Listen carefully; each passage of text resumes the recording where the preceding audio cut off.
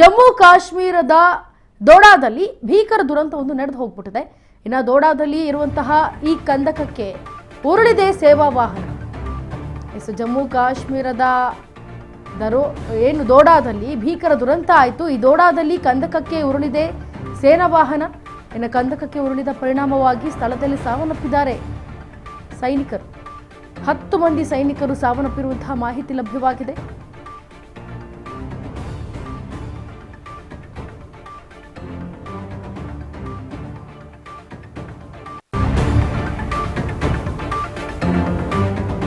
ಇದೀಗ ಜಮ್ಮು ಕಾಶ್ಮೀರದ ದೋಡಾದಲ್ಲಿ ಭೀಕರ ದುರಂತ ನಡೆದು ಹೋಗಿದೆ.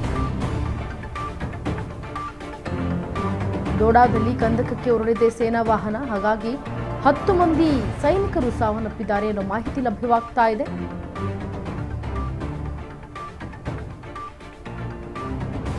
ಬದೇರ್ವಾ ಟು ಚಂಬಾ ರಸ್ತೆಯ ಖನ್ನಿ ಟಾಪ್ನಲ್ಲಿ ಈ ಘಟನೆ ನಡೆದಿದೆ.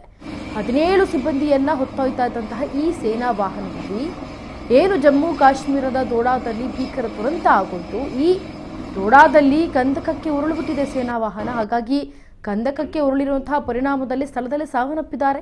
10 ಮಂದಿ ಸೈನಿಕರು ಸಾವನ್ನಪ್ಪಿರುವಂತಹ ಮಾಹಿತಿ ಲಭ್ಯವಾಗಿದೆ. ಇನ್ನುಳಿದಂತೆ ಇರುವಂತಹ ಸೈನಿಕರಿಗೆ ಕೊಂಚ ಏಟಾಗಿದೆ ಅನ್ನೋದು ಗೊತ್ತಾಗ್ತಾ ಇದೆ. ಆದರೆ ಏನು ಈ ಬದೇರ್ವಾ ಚಂಬಾ ರಸ್ತೆಯ ಖನ್ನಿ ಟಾಪ್ನಲ್ಲಿ ಈ ಘಟನೆ ಸಂಭವಿಸಿದೆ. ದೃಶ್ಯಾವಳಿಗಳಲ್ಲಿ ಗಮನಿಸ್ತಾ ಇದ್ದೀರಾ. 17 ಸಿಬ್ಬಂದಿಯನ್ನು ಹೊತ್ತೊಯ್ತಾ ಇದ್ದಂತಹ ಸೇನಾ ವಾಹನ ಅದು. ಈಗ ಈ ದುರಂತಕ್ಕೆ ಸಿಲುಕಿರುವಂಥದ್ದು ನಿಜಕ್ಕೂ ದುರ್ದೈವವೇ ಸರಿ. ಜಮ್ಮು ಕಾಶ್ಮೀರದ ದೋಡಾದಲ್ಲಿ ಭೀಕರ ದುರಂತ ನಡೆದಿರೋ ದೃಶ್ಯಾವಳಿಗಳು ನಿಮ್ಮ ಕಣ್ಣ ಮುಂದೆ ಇದೆ. ಕಂದಕಕ್ಕೆ ಉರುಳುಬಿಟ್ಟಿದೆ ಸೇನಾ ವಾಹನ. ಹಾಗಾಗಿ ಕಂದಕಕ್ಕೆ ಉರುಳಿದಂತಹ ಪರಿಣಾಮ ಸ್ಥಳದಲ್ಲಿ 10 ಮಂದಿ ಸೈನಿಕರು ಸಾವನ್ನಪ್ಪಿದ್ದಾರೆ. ಇನ್ನು ಮಿಕ್ಕಂತಹ ಸೈನಿಕರನ್ನ ಹೆಚ್ಚಿನ ಚಿಕಿತ್ಸೆಗಾಗಿ ಕೊಡಿಸಲಾಗ್ತಾ ಇದೆ ಆಸ್ಪತ್ರೆಯಲ್ಲಿ.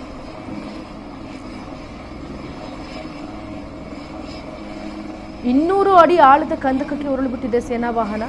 ಹಾಗಾಗಿ 10 ಸೈನಿಕರು ಹುತಾತ್ಮರಾಗಿದ್ದಾರೆ. 7 ಸೈನಿಕರಿಗೆ ಗಂಭೀರವಾಗಿ ಗಾಯವಾಗಿದೆ. ಜಮ್ಮು ಕಾಶ್ಮೀರ ದೋಡಾದಲ್ಲಿ ನಡೆದಂತಹ ದುರ್ಘಟನೆ ಇದು. ಸೈನಿಕರ ಸಾವು ನಿಜಕ್ಕೂ ಒಂದು ರೀತಿಯ ದುರಂತವೇ ಸರಿ. ಯಾಕೆ ಅಂತಂದರೆ ಸೈನಿಕರು ನಮ್ಮ ದೇಶವನ್ನು ಕಾಯುವಂಥವ್ರು, ನಮ್ಮನ್ನು ಕಾಯುವಂಥವ್ರು.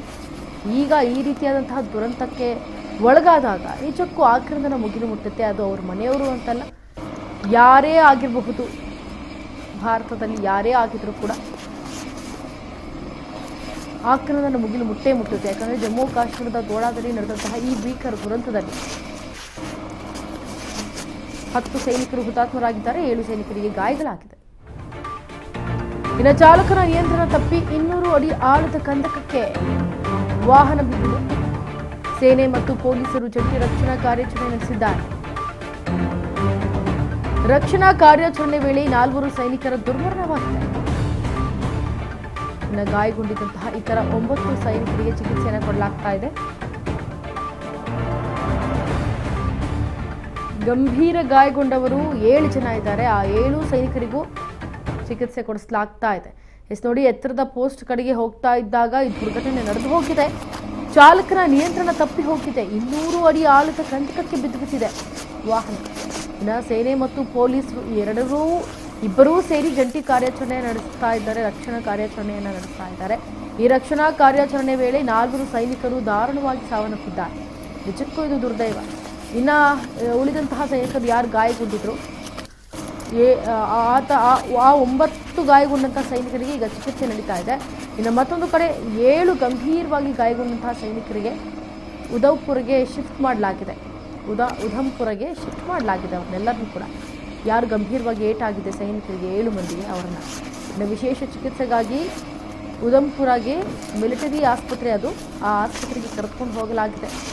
ಯಾಕಂದರೆ ಏನು 10 ಸೈನಿಕರು ಹುತಾತ್ಮರಾಗಿದ್ದರು, ಹಾಗೆ 9 ಜನ ಸಣ್ಣ ಪುಟ್ಟ ಗಾಯಗಳು ಮಾಡ್ಕೊಂಡಿದ್ರು. ಸೊ ನೋಡಿ, ಬರೋಬ್ಬರಿ 10 ಸೈನಿಕರು ಹುತಾತ್ಮರಾಗಿರೋದು ನಿಜಕ್ಕೂ ದುರ್ದೈವದ ಸಂಗತಿ. ಇನ್ನು 7 ಸೈನಿಕರಿಗೆ ಗಂಭೀರ ಗಾಯ ಆಗಿರೋದ್ರಿಂದ ಅವರನ್ನು ಮಿಲಿಟರಿ ಆಸ್ಪತ್ರೆ ಆದಂತಹ ಉಧಂಪುರ್ಗೆ ಶಿಫ್ಟ್ ಮಾಡಲಾಗ್ತಾ ಇದೆ. ಇನ್ನು ಏನು 9 ಜನರು ಗಾಯಗೊಂಡಿದ್ರು ಅಲ್ಪ ಸ್ವಲ್ಪ, ಅವರಿಗೆ ಅಲ್ಲೇ ನಾರ್ಮಲಾಗಿ ಚಿಕಿತ್ಸೆಯನ್ನು ಕೊಡಲಾಗ್ತಾ ಇದೆ. ನಿಜಕ್ಕೂ ಏನು ಈ ಒಂದು ರಕ್ಷಣಾ ಕಾರ್ಯಾಚರಣೆ ನಡೆಸ್ತಾ ಇರುವಂತಹ ಸಮಯದಲ್ಲಿ ಹುತಾತ್ಮರಾದಂತಹ 10 ಸೈನಿಕರು ಸಿಕ್ಕಿದಾಗ ಬಹಳ ಸಂಕಟವಾಗಿರುತ್ತೆ.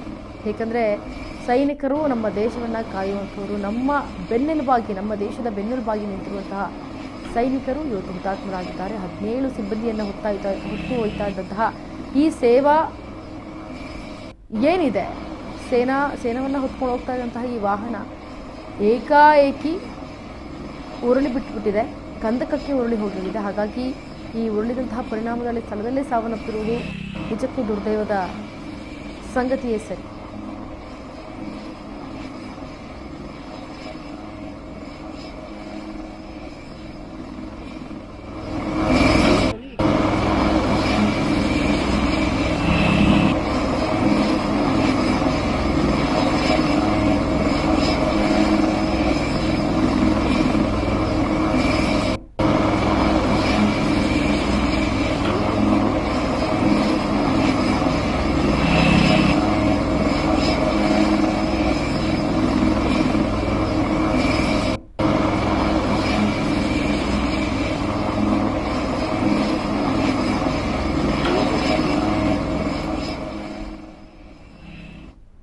ಇನ್ನು 10 ಮಂದಿ ಸೈನಿಕರು ಈ ದುರ್ಘಟನೆಯಲ್ಲಿ ಸಾವನ್ನಪ್ಪಿದ್ದಾರೆ ಅನ್ನೋ ಮಾಹಿತಿ ಒಂದು ಕಡೆ ಲಭ್ಯವಾದರೆ, ಏನು ಭದೇರ್ವಾ ಮತ್ತು ಚಾಂಬಾ ರಸ್ತೆಯ ನಡುವೆ ಇರುವಂತಹ ಈ ಒಂದು ದಾರಿಯಲ್ಲಿ ಆಗಿರುವಂತಹ ಘಟನೆ ಇದು.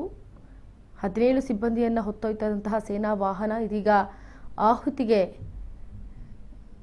ಈ ರೀತಿ ಘಟನೆ ನಡೆದು ಹೋಗಿದೆ. ಸೈನಿಕರು ಕೂಡ, ಎಷ್ಟೋ ಸೈನಿಕರು ತೆರಳ್ತಾ ಇದ್ದಂತಹ ಈ ಒಂದು ಏನು ವಾಹನ ಇತ್ತು, ಇದು ಚಾಲಕನ ನಿಯಂತ್ರಣ ತಪ್ಪಿ 200 ಅಡಿಯಿಂದ ಕೆಳಗೆ ಬಿದ್ದಿದೆ.